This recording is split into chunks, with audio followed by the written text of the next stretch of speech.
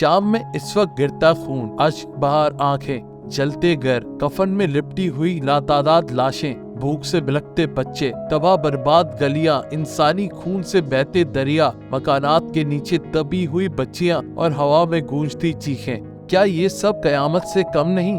دوستو، جانتے ہیں کہ حضور پاک صلی اللہ علیہ وآلہ وسلم نے ان حالات کے بارے میں 1400 سال پہلے کیا کہا؟ ویڈیو کو اینڈ تک دیکھیں اور تفصیل جانیے۔ خاص لوگوں، دنیا کی تاریخ اور تہذیب پر نظر ڈالی جائے تو ان میں انبیاء کی سرزمین اور اسلامی تاریخ کے روشن احوال بھی ہیں۔ وہی شام جسے اسلام میں ایک اہم اہمیت حاصل ہے، لیکن مغرب کی طاقتوں نے ملک شام پر اس طرح ٹوٹ پڑی ہیں جیسے کوئی گدھ مردار کو کھانے کے لیے دوڑتا ہے۔ اب تک شام کے شہریوں پر ہر وہ ظلم کیا جا چکا ہے جو آج کا انسان سوچنے سے بھی قاصر ہے۔ ان حالات کا جائزہ لیں تو یہ ایک عالمی جنگ کی طرف اشارہ کرتے ہیں اور ہم نافرمان قوم کی طرح بے حیائی اور مذاق مستی میں مصروف ہے۔ چنانچہ کئی سالوں سے عراق، لبنان، فلسطین اور کشمیر عالمی دہشت گردی کے ٹھکانے بنے ہوئے ہیں، لیکن یاد رہے کہ ان تمام واقعات کے پیشن گوئی ہمارے پیارے نبی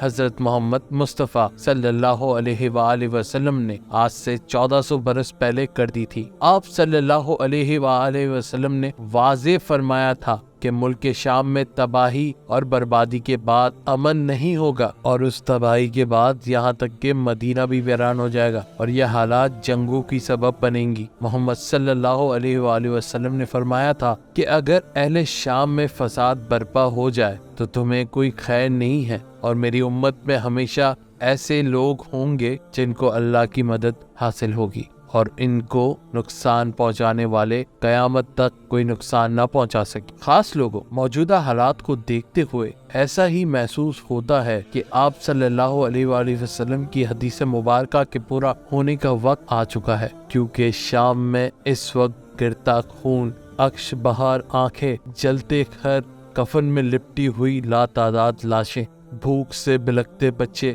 تباہ و برباد گلیاں، انسانی خون سے بہتے دریا، مکانات کے نیچے دبی ہوئی بچیاں اور ہوا میں گونجتی چیخیں اس بات کا ثبوت ہے، اور ان سب کو اکٹھا کیا جائے تو وہ نظارہ بنتا ہے جو ملک شام ہے۔ شام کی سرزمین اپنے اندر تاریخ کے بہت ہی مقدس یادیں لے کر بیٹھی ہے، جس کا قرآن تک میں ذکر ہے۔ خاص لوگوں، ایک مرتبہ آپ صلی اللہ علیہ وآلہ وسلم نے اس ملک کے لیے یوں دعا فرمائی کہ اے میرے رب، ہمارے شام میں رحمت اور برکت عطا فرما۔ خاص لوگوں، یہ وہی سرزمین ہے جس کو پیارے نبی صلی اللہ علیہ وآلہ وسلم نے مسلمانوں کی آخری ہجرت کا قرار دیا۔ حضرت محمد صلی اللہ علیہ وسلم نے فرمایا کہ جیسے ہی ہجرت مدینہ کی طرف ہوئی تھی، ویسی ہی ایک ہجرت وہاں ہوگی جہاں حضرت ابراہیم علیہ السلام ہجرت کر کے پہنچے تھے، یعنی ملک شام، اور وہاں ہجرت کر کے جانے والے لوگ ہی زمین کے سب سے نیک لوگ ہوں گے۔ خاص لوگوں، یہ وہی جگہ ہے جہاں قیامت سے پہلے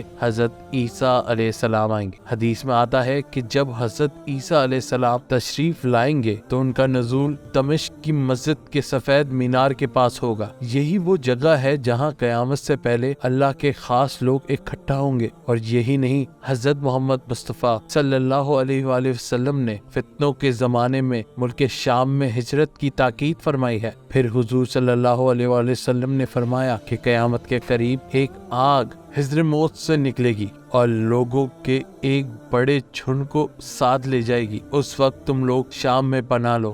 یہ وہی ملک ہے جسے آثار قیامت وابستہ ہے اور انبیاءوں کی نشانی، اور یہی نہیں، یہ وہی پاک جگہ ہے جو تاریخ میں سلطنت روما کا حصہ تھا، جس کی جانب حضرت صدیق اکبر رضی اللہ تعالیٰ عنہ نے حضرت اسامہ کی نگرانی میں پہلا فوجی دستہ بھیجا، اور جس کی طرف حضرت خالد بن ولید رضی اللہ تعالیٰ عنہ نے پیش قدمی کی۔ پھر 15ویں صدی عیسوی میں جنگ یرموک سے قبل اس جگہ اسلام کا جھنڈا لہرایا گیا تھا۔ خاص لوگوں، ملک شام کی تمام فضیلتوں کے باوجود اب اس کی تباہی اور بربادی کا وقت آ چکا ہے، جیسا کہ حدیث میں فرمایا گیا ہے، اور یہی وہ فساد ہوگا جو قیامت کا سبب بنے گا، اور مدینے میں ویرانی بھی اسی فساد کے سبب ہوگی۔ اسی حوالے سے معاذ بن جبل رضی اللہ تعالیٰ عنہ کہتے ہیں کہ آپ صلی اللہ علیہ وآلہ وسلم نے فرمایا کہ مدینہ ویران ہوگا اور وہاں لڑائیوں اور فتنوں کا آغاز ہوگا۔ شروعات قسطنطنیہ کی فتح ہوگی اور قسطنطنیہ کی فتح دجال کا ظہور ہوگا۔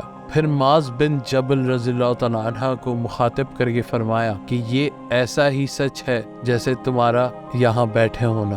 خاص لوگوں، اگر ہم اس احادیث پر نظر ڈالیں تو آج آپ دیکھیں کہ کس طرح مدینے کی ویرانی شروع ہو چکی ہے اور امت مسلمہ گہری نیند سو رہی ہے۔ اور یہی نہیں، پچھلے 3 برس میں کچھ رپورٹ کے مطابق لاکھوں لوگ مدینہ کو چھوڑ کے دوسری جگہ ہجرت کر چکے ہیں۔ جہاں کرونا کے دوران بھی امریکہ میں stadium, cinema hall, shopping centre ایک انتظامی ہدایت کے بعد کھول دیے گئے تھے، وہی کرونا میں مسلسل 2 سال حج و عمرہ اور طواف پر مکمل پابندی عائد تھی۔ جب عالمی دباؤ کے تحت یہ سوال کیا گیا کہ حکومت سیکیورٹی کے تمام انتظامات جو امریکہ، اسرائیل، فرانس میں کیے جا رہے ہیں اور کاروبار زندگی بحال ہو رہا ہے، تو وہ انتظام مسجد اور دیگر جگہوں پر کیوں نہیں کیے جاتے؟ اس کے جواب میں سعودی حکمرانوں کی جانب سے آیا کہ لوگوں کی جان بچانا ہماری اولین ترجیح ہے۔ خاص لوگوں، آج شام فلسطین پر یہودیوں کی جانب سے کی جانے والی بمباری میں لاکھوں مسلمان شہید ہو چکے ہیں، لیکن امت مسلمہ کے حکمران اپنی عیاشیوں میں اتنے مشغول ہو چکے ہیں کہ ان کو روتی شام اور فلسطین کی چیخیں سنائی نہیں دیتی۔ فلسطین آج بھی سلطان علاء الدین ایوبی کو پکارتا ہے کہ اٹھ علاء الدین، قبر سے تیرا فلسطین آج خون کے آنسو رو رہا ہے۔ ہر سال کی طرح اس سال مسجد اقصی کو بے حرمتی کا نشانہ بنایا گیا۔ وہاں پہ موجود لوگوں پر ظلم و ستم ڈھائے گئے اور عورتوں کی عزت کو پامال کیا گیا۔ تو خاص لوگوں، جیسا کہ آپ نے دیکھا، حضور صلی اللہ علیہ وآلہ وسلم کی قیامت اور شام کے حوالے سے کی جانے والی پیشن گوئی پوری ہو چکی ہے۔ لہٰذا اللہ سے ہماری یہی دعا ہے کہ اے اللہ، شام پر اپنا رحم و کرم فرما۔ ہمارے چینل کو لائک کریں، سبسکرائب کریں، بیل آئیکن دبائیں۔